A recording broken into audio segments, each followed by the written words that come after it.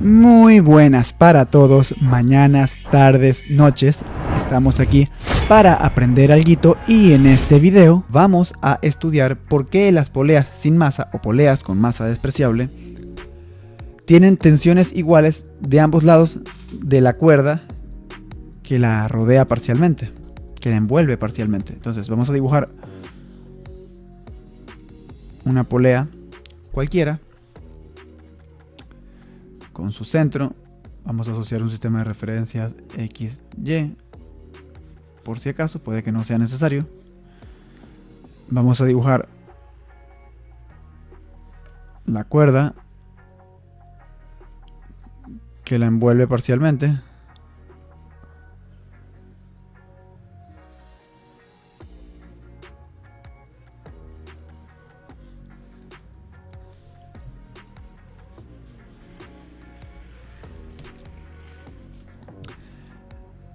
Vamos a suponer que los puntos de contacto, los puntos en donde inicia el contacto,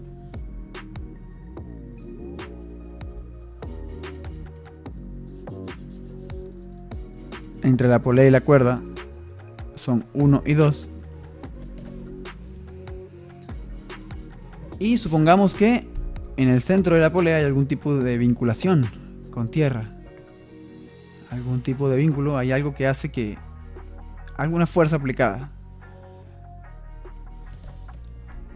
¿De acuerdo?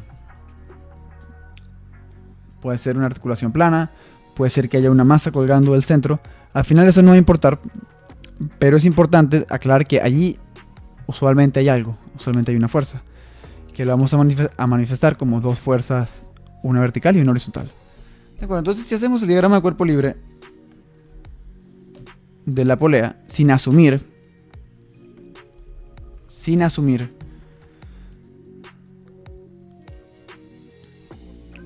que las dos tensiones son iguales, vamos a tener, pues en principio,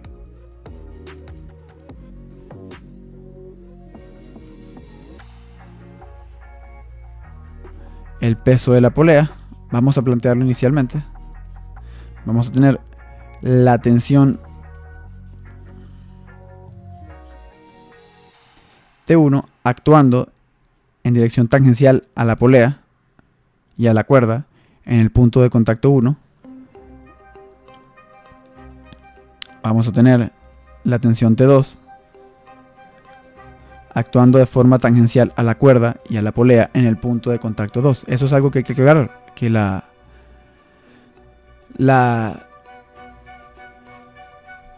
poleas, es decir, fíjense aquí,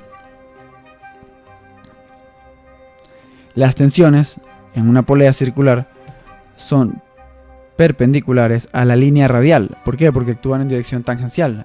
Las tensiones actúan en dirección tangencial, por lo ende son perpendiculares a la línea radial. En una circunferencia, las líneas radiales y tangenciales en un punto son perpendiculares por definición.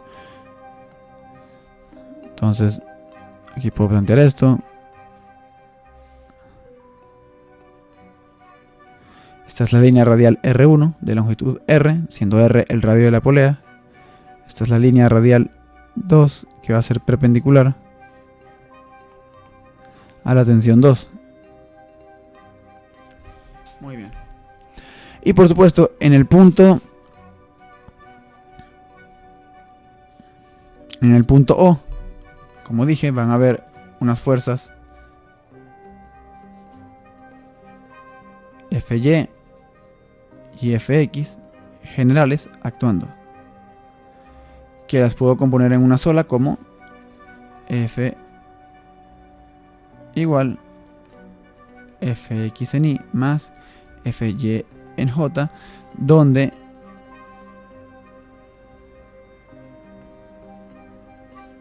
Y es la dirección unitaria horizontal, es decir, la dirección unitaria del eje X en el sentido positivo hacia la derecha, y J es la dirección unitaria vertical en el sentido positivo hacia arriba, es decir, la dirección unitaria en el sentido positivo del eje Y. Muy bien. Entonces, si a esto yo le hago un estudio de sumatoria de fuerzas, es decir, aplico la segunda ley de Newton o primera ley de la mecánica para este sistema, voy a tener sumatoria de fuerzas, va a ser igual a masa por aceleración. Y claro, la sumatoria de fuerzas lo puedo hacer aquí más abajo. Esto va a ser ecuación 1. La sumatoria de fuerzas a su vez va a ser igual a la tensión 2 más el peso más la tensión 1 más la fuerza vectorial F compuesta por Fx y Fy actuando sobre el centro. Entonces, si a esto le llamo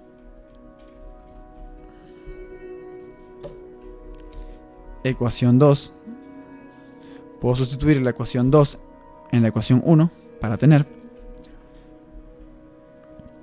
que la sumatoria de fuerzas T2 más mg más T1 más F va a ser igual a masa por aceleración. Entonces, ¿qué pasa si la masa de la polea es despreciable? Pues este término se hace 0 y este término se aproxima a 0 también. Se aproximan a 0 ambos términos. Para obtener que, claro, como la masa multiplica la aceleración, pues todo lo que está del lado derecho de la ecuación se hace 0. Masa por gravedad me va a dar 0 porque la masa es aproximadamente 0. Y voy a obtener que T2 más T1 más F es igual a 0. Eso es muy interesante, pero no es lo que me interesa. Lo que me interesa en realidad es la sumatoria de momentos alrededor de la polea. Entonces, ¿cómo estudio eso? Fíjense, voy aclarando que el centro de la polea se denomina O. Yo puedo hacer la sumatoria de torques o de momentos en torno al punto O. Déjenme copiar esta figura para tenerla en un sitio más vacío.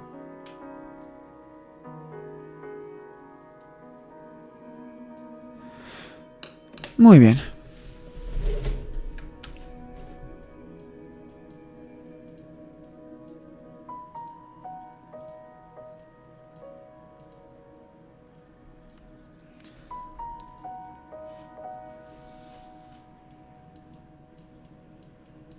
Y vamos a pegarla por acá.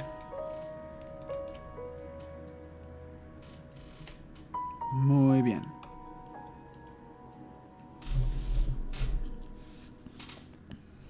Entonces, la sumatoria de momentos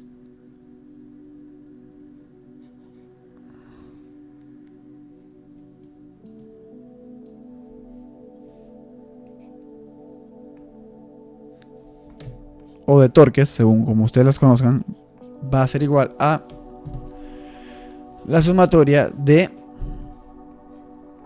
R cruz F. Es decir, brazo por fuerza multiplicado vectorialmente. O mediante producto cruz. Entonces, aquí en realidad lo importante, como es un problema bidimensional, no nos importa tanto la parte vectorial, salvo por los sentidos. Es decir, aquellas fuerzas que induzcan una rotación en sentido.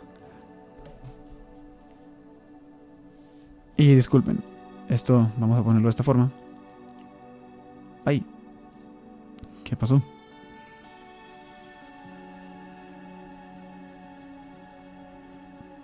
Muy bien.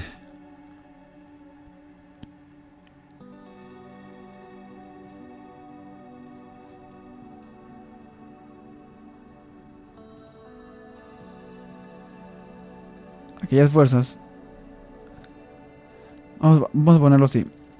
La sumatoria de momentos va a ser igual a la sumatoria de vectores posición del punto de aplicación de la fuerza cruz fuerza R sub I, F sub I, desde I igual 1 hasta el número de fuerzas en total que haya, que en este caso hay 4 fuerzas. O sea, la fuerza vectorial F, que comprende a esta Fx y a esta Fy, T1, Mg y T2. Excelente. Entonces, ¿cómo puedo estudiar este problema? ¿Cómo puedo estudiar los momentos respecto al punto O? Pues, básicamente, tengo que considerar que el momento de una fuerza cualquiera, por ejemplo de la fuerza F, va a ser igual a el vector que va desde O hasta el punto donde está aplicada F, cruz la propia fuerza F. Si calculo momentos respecto al punto O, el origen. Entonces, en este caso, el punto sobre el cual está aplicada la fuerza F es el propio O. Por lo tanto, RO, o sea, el vector que va desde O hasta el punto donde está aplicada F, no va a ser más que el vector que va desde O hasta O, desde el origen hasta el origen, que va a ser 0. De esta forma, el momento que va a ejercer o que va a inducir la fuerza F respecto al punto O, la rotación que va a inducir la fuerza F respecto al punto O, va a ser nula. La fuerza F no induce rotación en torno al punto O. Importante aclarar eso. Y lo mismo va a ocurrir con el peso, también está aplicado sobre el punto O. Entonces los momentos de la fuerza, del peso y de la fuerza F van a ser 0. ¿Por qué? Porque están aplicados en el punto O, que es donde vamos a calcular momentos. Entonces, básicamente la sumatoria de momentos respecto al punto O va a ser igual a lo que sea que produzca cada tensión. Es decir, la posición de la tensión 1 cruz la tensión 1 más la posición del punto de aplicación de la tensión 2 cruz la tensión 2. Ahora, como dije antes,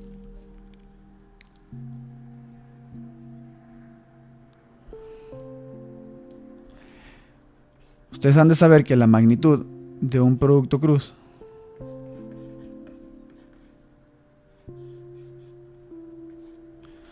es igual a la magnitud del primer vector por la magnitud del segundo vector por el seno del ángulo que forman, ¿cierto? Muy bien. Ahora, ¿qué ángulo forman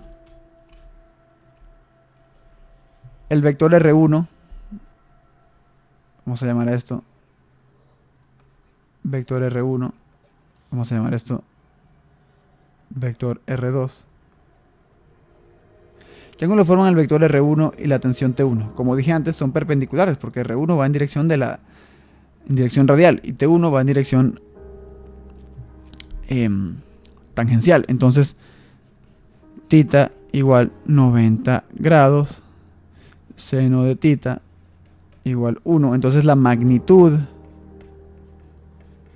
de este producto cruz va a ser R1 por T1. Muy bien. ¿Y cuál va a ser la dirección? Ya tengo la magnitud, ahora voy a necesitar la dirección. Fíjense.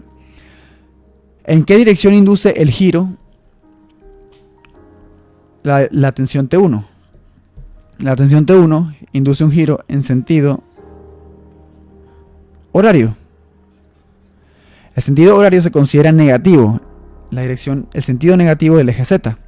Los giros se representan en la dirección perpendicular al plano de giro. Es decir, si el plano de giro es el plano XY, la dirección del giro va a ser en Z. Y el sentido en Z, si es hacia adentro o hacia fuera del plano o hacia adentro del plano, va a venir dado por el hecho de que induzca rotación en sentido horario o antihorario. Si la rotación que se induce es en sentido horario, es decir, en el sentido en el que giran las manecillas de un reloj, el giro va a ser negativo, es decir, va a ir en dirección menos Z o menos K. Menos K, siendo K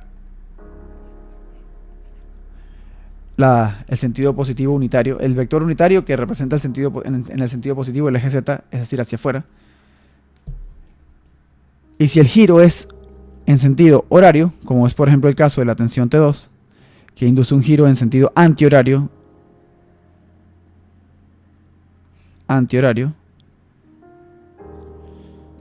pues el giro va a ser en sentido positivo, en dirección más K.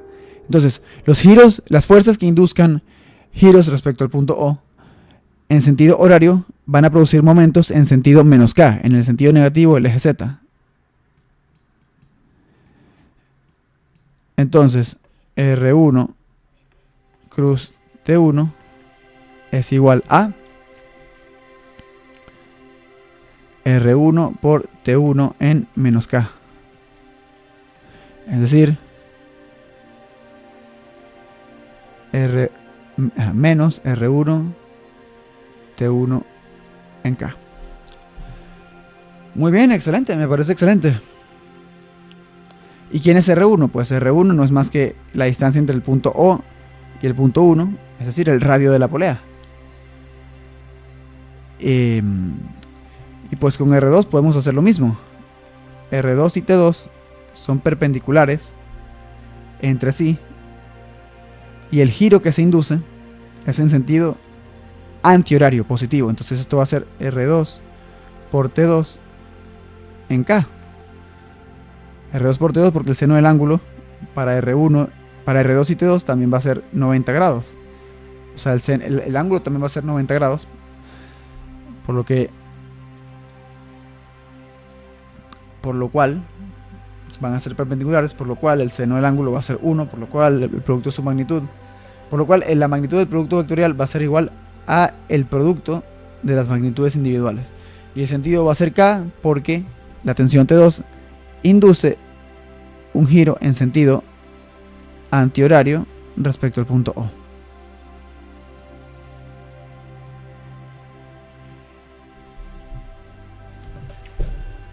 R2, T2 en K. Muy bien, entonces al final la sumatoria de momentos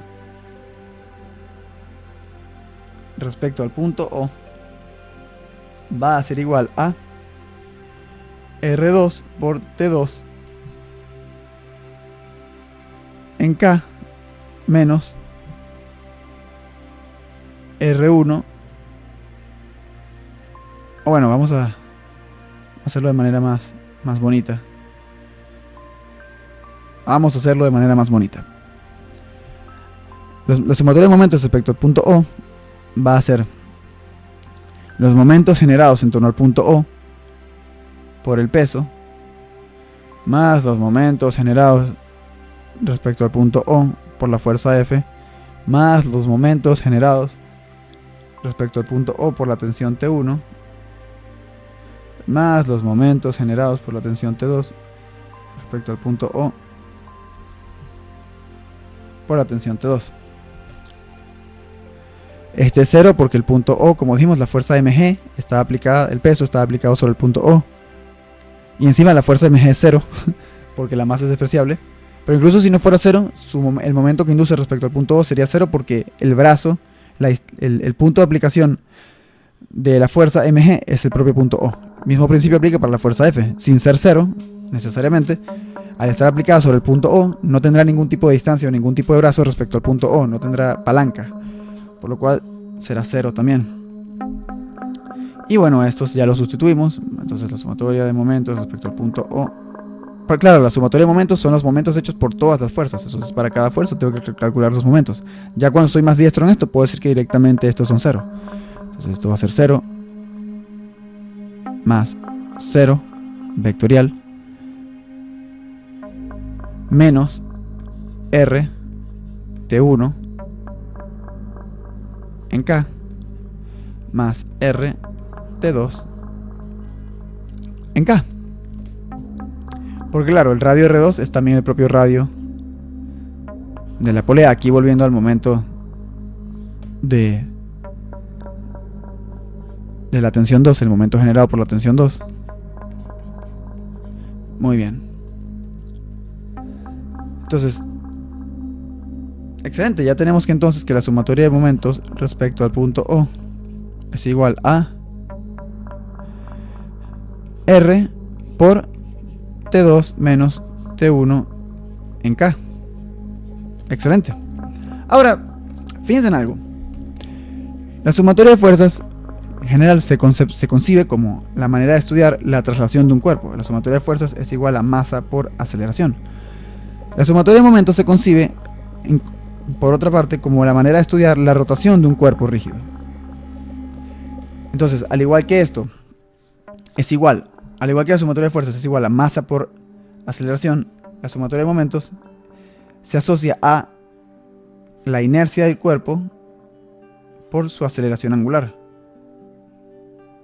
Y claro, son momentos respecto al punto O, inercia respecto al punto O. Fíjense, la masa se puede considerar como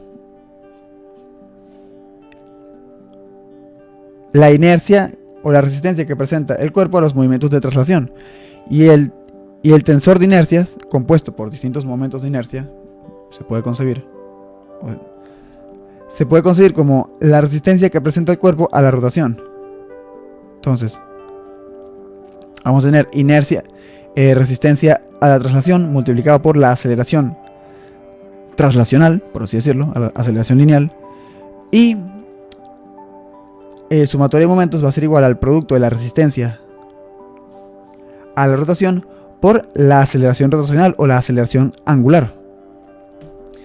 Ahora, esto es un poco más complicado, tiene también un término omega, cruz, el tensor de inercias respecto al punto O, por la omega, velocidad angular del cuerpo, en este caso la polea, más la posición del centro del cuerpo estudiado respecto al punto en torno al cual estás tomando momentos, cruz la masa de la polea por la aceleración del punto respecto al cual estás tomando momentos. Ahora fíjense, al igual que este término de fuerza neta de masa por aceleración o fuerza inercial era cero porque la masa era cero, el tensor de inercias está asociado a la masa. De hecho, habitualmente es directamente proporcional a la masa del cuerpo, por lo que si la masa del cuerpo es despreciable, su tensor de inercias también será despreciable. Esto se hace cero, esto se hace cero y esto también se hace cero. Entonces, si la masa de la polea es despreciable, la sumatoria de momentos sobre la masita, sin importar que esté rotando con cierta aceleración angular, que puede pasar, va a ser también cero. Entonces, retomando, la sumatoria de momentos, vamos a tener aquí, esto va a ser ecuación A, esto va a ser ecuación B, reemplazando A en B, vamos a tener que R por T2 menos T1 en K es igual a 0. Entonces, para que esto sea 0, uno de los tres factores que están multiplicando aquí tiene que ser 0. R no es 0 porque la polea, si la polea tuviese radio 0, no tendríamos una polea, tendríamos un punto. K tampoco puede ser 0 porque es un vector unitario de magnitud 1. Por definición, es como si tuviéramos un 3 o un 4. Eso no es 0. Y T2 menos T1, este es el que sí puede ser 0. Entonces, T2 menos T1 es igual a 0. Por lo tanto, T2 igual T1 igual T. Es decir que la magnitud de las tensiones de ambos lados son iguales y se pueden representar con un único símbolo, T.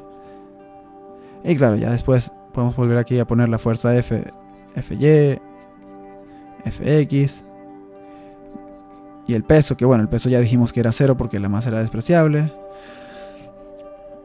Ahora, cabe aclarar, las tensiones 1 y 2 son únicamente iguales en magnitud. Es claro que tienen direcciones distintas. Una apunta hacia acá y la otra apunta hacia acá. Entonces básicamente de lo que se encarga la cuerda es de redireccionar la tensión para la polea, para hacer rotar la polea. Y claro, para que pueda rotar, efectivamente las tensiones de los dos lados, en las dos periferias, tienen que ser de distintas direcciones, tienen que apuntar en direcciones distintas, no pueden ser paralelas. Entonces, recuerden, las tensiones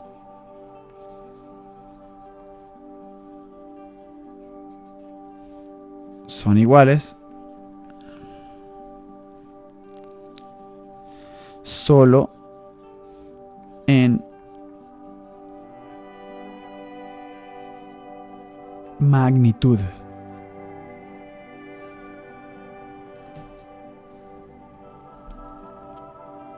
Y claro, si la polea tuviese masa, pues sería otra historia.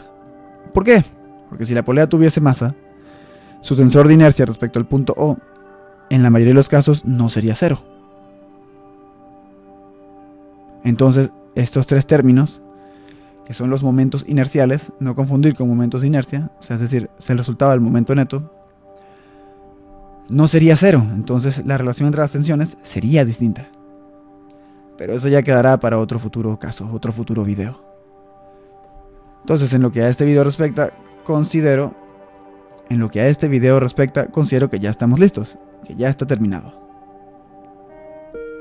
Ya se han cumplido los objetivos del video. Si te gustó, le puedes dar like. Si no te gustó, le puedes dar dislike.